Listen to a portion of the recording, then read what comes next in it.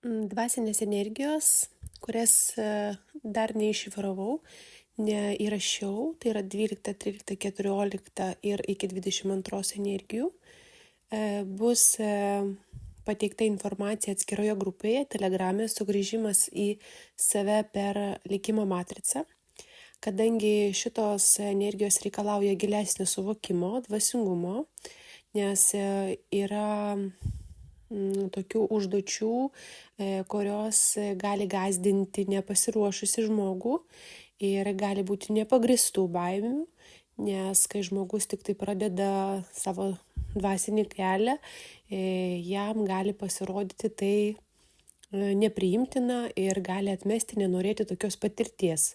Dėl to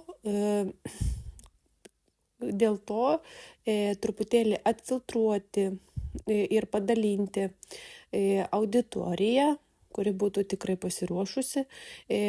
Visą informaciją apie tas energijas kviečiu žiūrėti ir nagrinėti, skaičiuoti savo likimo matricą, visas išbalansuotas energijas, būtent minėtoje grupėje, kurios nuorodą pateikiau apačioje.